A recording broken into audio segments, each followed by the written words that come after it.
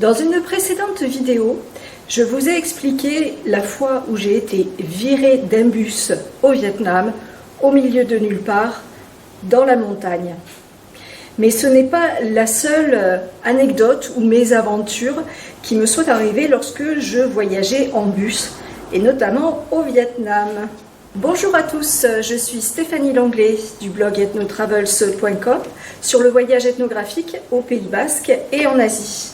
Et aujourd'hui, je vais vous donner des conseils pour vous sortir de ce genre de situation que vous pouvez rencontrer lorsque vous voyagez seul en bus. Alors cette petite mésaventure m'est arrivée alors que je voyageais dans le nord-est du Vietnam. J'avais pris un bus local et le bus s'est arrêté à un endroit pour qu'on puisse manger quelque chose. Donc j'ai mangé et je m'apprêtais à retourner dans le bus lorsqu'un groupe de jeunes m'a interpellée et m'a invité à partager un café et une cigarette avec eux. J'ai à peine eu le temps de m'installer à leur table que c'était déjà le moment de repartir. Donc on n'a pratiquement pas eu le temps de discuter. Et donc nous voilà retournés au bus et je n'avais pas de voisin. Le bus démarre et un premier jeune du groupe s'assied à côté de moi et il commence à me demander What is your name? Donc quel est ton nom? Quel est ton âge? 2-3 questions comme ça. Et puis très rapidement, est-ce que tu veux coucher avec moi? Donc évidemment, lorsque cette question est arrivée, j'ai éclaté de rire. Je l'ai regardé et j'ai dit non. La question étant très directe, je pouvais me permettre d'être tout aussi directe.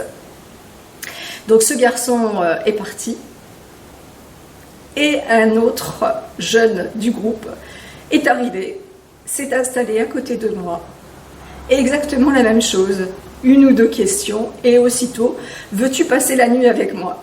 Donc évidemment, toujours la même réaction, j'ai rigolé, j'ai dit non, le garçon est parti, et ainsi de suite. Donc en fait, j'ai assisté à un speed dating improvisé dans un bus au Vietnam.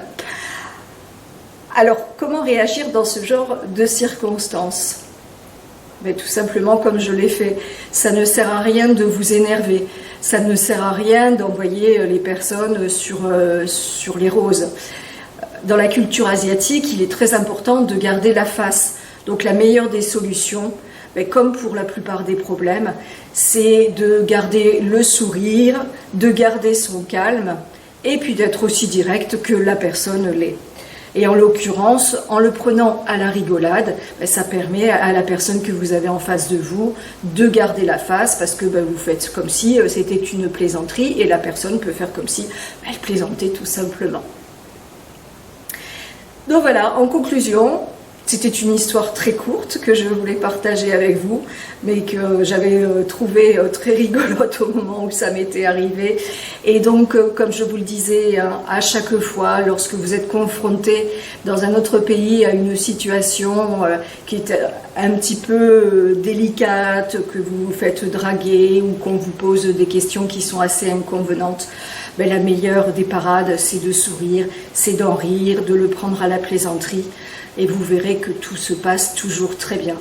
Par contre, si vous vous montrez sur la défensive et que vous donnez l'impression d'avoir peur, c'est là qu'effectivement la personne peut ou les personnes peuvent assez mal réagir et ça peut tourner mal.